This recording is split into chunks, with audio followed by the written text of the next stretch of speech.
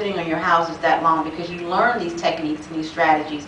So you'll be different. You'll be a different investor. You'll be, I guess, a cut above the other investors that are out here. And I heard, I think it was a young lady and a young man about being kind of frustrated and nervous and scared to get in this business. We were too. But something hit us, and I guess our fear pushed us more, you know, our need for money. We have a family. I'm not sure if any of you do. But that pushed us past our fear and wanting out of the current situation that we were in. We wanted more for ourselves. We didn't want to work that regular 9 to 5 anymore. I didn't before, but I do now because I'm always thinking about real estate. So, you know, Vicki mentioned just a little while ago about people actually competing for the properties.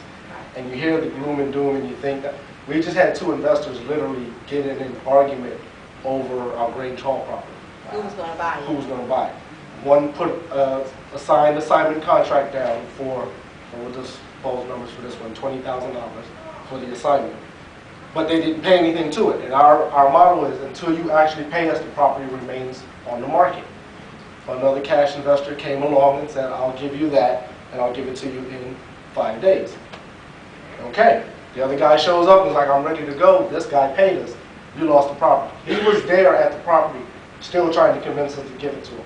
He wanted to give us additional cash for it, but our model is if you sign the contract and you pay him the cash, you get it at that deal.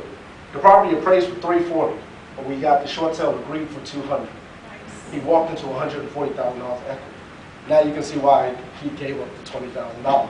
So when Vicki tells you about these properties out here, it is true. You really are creating this much equity. There was a 4-bedroom, 2.5 bath, 5 minutes from the National Harbor, sat on just over a quarter-acre lot in a cul-de-sac in Fort Washington, Maryland.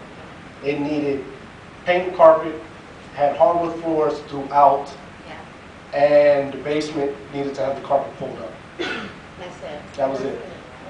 That was the work that needed to be done. But the lender is a national lender who sends out an agent. No offense to real estate agents, but they come out there and they look at it, and through the techniques that you learn, we convinced them that it was about $90,000 to $100,000 worth of work to be done in this house. Right. All little things that you can't see, but it's there to be done. Well, turns out at the end it wasn't there. It just needs paint and carpet. But the lender doesn't know that. Grinding. But yeah, I mean, it is honest, you know, and there's a lot of different techniques that you'll figure out along the way. There's not just short selling, there's wholesaling, lease options. We have 2 properties that we just did lease options on, one in Clinton, and they did put a substantial down payment down to move in. They paid about $450 above what the mortgage is, and that's $450 on top of the down payment. They haven't been late once. They called the other day to ask if they could put in hardwood floors. Yes. No, don't do that.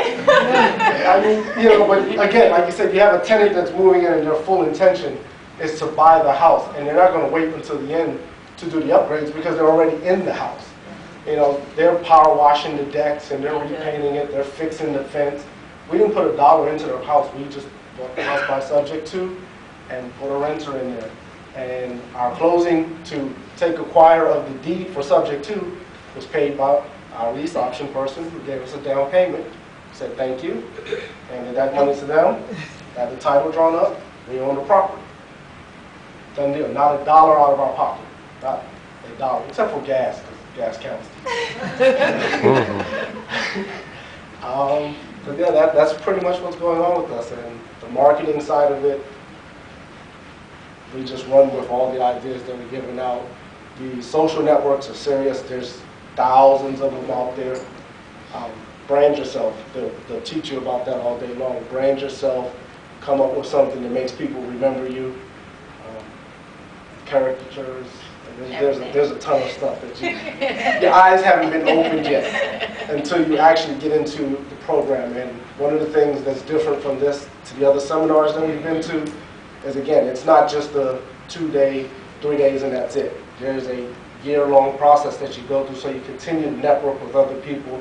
getting past the people that aren't positive in your life. You surround yourself with people that are trying to do the same thing. You know, and every time you come, you learn something.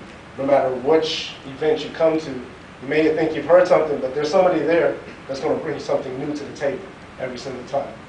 You know, and you stick around afterwards, and that's where you get a lot of meeting people and making contacts, networking. Next thing you know, you're on Facebook, following up with some people. I've heard, seen his stuff around, so now to put a face with him, like, oh, okay. You know. That's pretty much it. Thank you.